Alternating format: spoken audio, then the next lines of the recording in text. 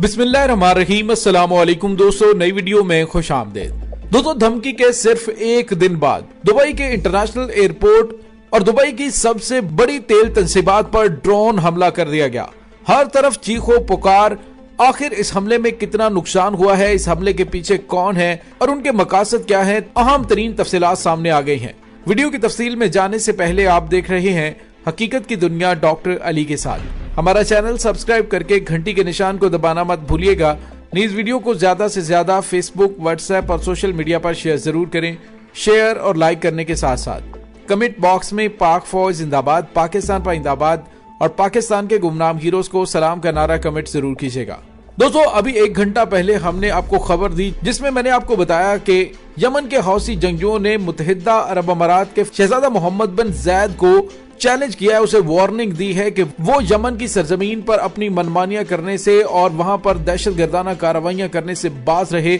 वरना उसके शीशे के महल को ऐसे उड़ाएंगे कि वो मलबे का ढेर बन जाएगा। और दोस्तों, इस वार्निंग के पीछे मामलात ये हैं कि मुत्तहिदा अरब अमारात इस वक्त यमन जंग में हौसी जंगजुओं के खिलाफ जंग में न सिर्फ मदद फराहम कर रहा है, बल्कि चंद दिन पहले मुत्तहिदा अरब अमारात का एक जहाज जिसको यमन के हौसियों ने मुतनाज़े पानियों के अंदर पकड़ लिया था और सऊदी हुकूमत की जानिब से इंटरनेशनल सतह पर ववीला करने की कोशिश की गई कि उसमें मेडिकल का सामान था, लेकिन उसके बाद हौसियों ने जो वीडियोस जारी की गई उसमें देखा जा सकता है कि इतनी बड़ी मिकदार में असलहा, गोला बारूद, मिसाइल, फौजी गाड़ियां और एमुनेशन की इतनी भारी मिकदार यमन में हौसी मुखालिफ ग्रोहों को देने के लिए भेजी गई थी, लेकिन बरवक्त कार्रवाई से उन्होंने इस बड़े मंसूबे को नाकाम बना दिया। दोस्तों, यमनी हौसियों की जानिब से जारी की गई वीडियोस में देखा जा सकता है कि उसमें मेडिकल का सामान नहीं था, बल्कि इंतहाई तबाहकुन असलहा और गोला बारूद था। इस तमाम सूरत हाल में हौसी जंगजुओं ने मुत्तहिदा अरब अमारात को वार्निंग जारी की और कहा कि हमारे मिसाइल दुबई के शीशे की इमारतों को तबाह करने के लिए तैयार हैं।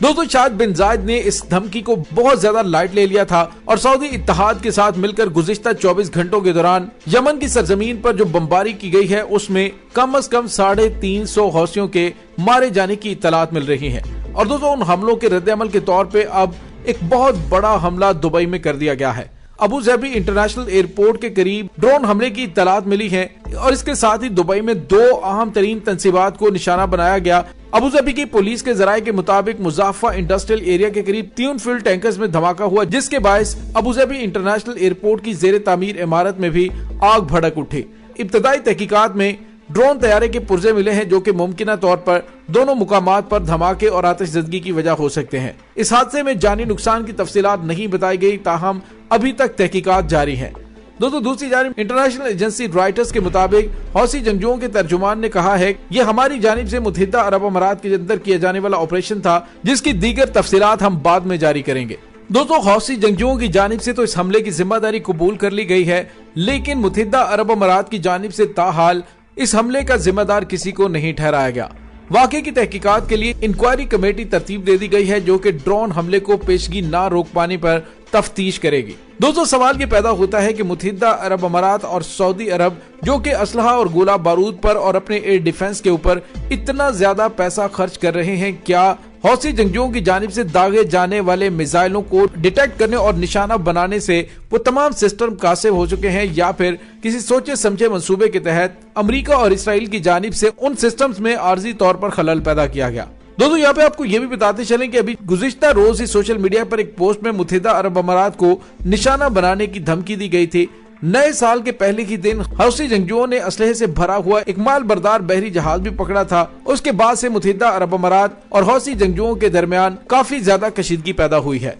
दोस्तों, याद रहे कि मुत्तहिदा अरब अमारात ने यमन में सऊदी अरब की सरबराही में कायम अरब अस्करी इत्तेहाद में 2015 में शमूलियत इख्तियार की थी, ताहम 2019 में उसने अपनी सरगर्मियों में कमी कर दी थी। लेकिन हालिया दिनों में एक बार फिर मुत्तहिदा अरब अमारात की जानिब से यमन के मामलात के अंदर न सिर्फ मुदाखलत करने बल्कि वहाँ पर अपने हमाद याफ्ता जंगजुओं को असलहा और गोला बारूद भी पहुँचाना शुरू कर दिया है। दोस्तों, यहाँ पे आपको ये बताते चलें कि उसकी एक वजह यह भी हो सकती है कि मोहम्मद बिन सलमान किसी न किसी तरीके से यमन जंग से बाहर निकलना चाहते हैं और मुत्तहिदा अरब अमारात का वली शेख ज़ैद बिल्कुल नहीं चाहता कि शहजादा मोहम्मद बिन सलमान यमन की आग से बाहर निकले, क्योंकि अगर वो यमन की आग में फंसा रहेगा तो फिर बिन ज़ायद अपने बहुत से अहदाफ हासिल कर सकता है। दोस्तों दूसरी जानिब ये हमला ऐसे हालात में हो रहा है कि जब ईरान के 3 सफारतकार जद्दा पहुंच चुके हैं, तीनों सफारतकार OIC में अपने काम का आगाज करने वाले हैं। ईरानी वजीर खारजा ने सऊदी अरब में ईरान के सफारतखाना खोलने पर भी आमादगी का इजहार किया है। तो ऐसे हालात में ये होने वाले हमले इस तरफ इशारा कर रहे हैं कि इन हालात को कशीदा करने के पीछे कोई तीसरी कुव्वत का हाथ मौजूद है।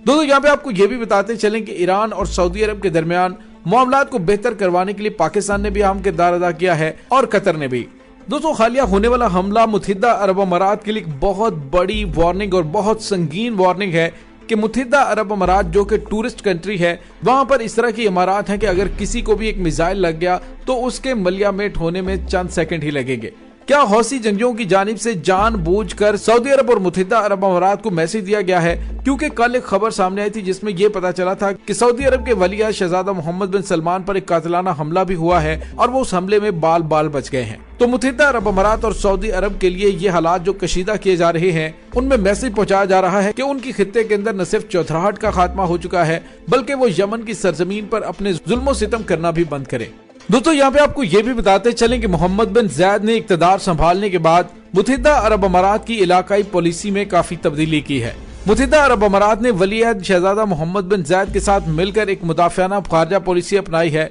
जिसका मकसद अबू ज़बी को एक इलाकाई ताकत के तौर पर सामने लाना। ये मुदाखलत पसंदी मुत्तहिदा अरब की इक़्तिसादी सलाहियत की रोशनी में 2011 में अरब बगावतों के आगाज के साथ मजीद वाज़े हो गई। मुत्तहिदा अरब अमारात उन ममालिक में से था जिन्होंने 2011 में लीबिया के खिलाफ जंग में हिस्सा लिया था और मुत्तहिदा अरब अमारात अब मशरकी लीबिया में जनरल खलीफा खफ्तर का हामी है और लीबिया में तुर्क फौज की मौजूदगी की मुखालिफत करता है। 2013 में मिस्र में मुत्तहिदा अरब अमारात ने उस वक्त के इख्वानुल मुस्लिमीन के सदर मोहम्मद मुर्सी के खिलाफ होने वाले मुजाहिरों के दौरान मुर्सी की माजूली की हमायत की और इख्वानुल मुस्लिमीन को दहशत गर्दों की फहरिस्त में शामिल किया। इसके अलावा 2015 में उसने सऊदी अरब के साथ मिलकर यमन की सरजमीन पर तबाहकुन गोलाबारी की और गुज़िश्ता 7 साल से अभी तक मुत्तहिदा अरब अमारात आले सऊद के इस गुनाह में बराबर अपना हिस्सा डाल रहा है। दोस्तों हालिया अरसे में मुत्तहिदा अरब अमारात की जानिब से जो इकदाम उठाए गए हैं वो इस तरफ इशारा कर रहे हैं कि वो अपनी फौजी ताकत में इजाफा करना चाहता है। जिस तरह से उसने राफेल तैयारों की खरीदारी के हवाले से तारीख की सबसे बड़ी फ्रांस के साथ डील की,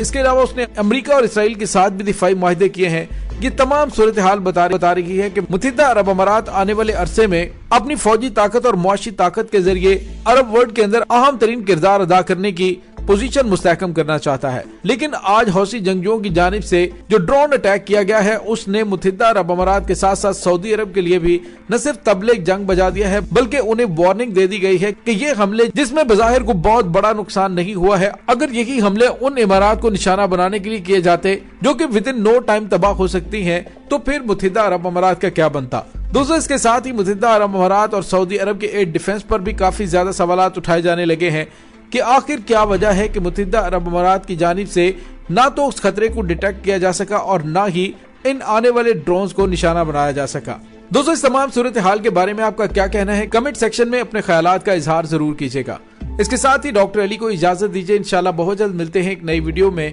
तब तक के लिए अपना बहुत सारा ख्याल रखिएगा। पाक फौज जिंदाबाद, पाकिस्तान पाइंदाबाद, पाकिस्तान के गुमनाम हीरोज को सलाम, अल्लाह वारिस।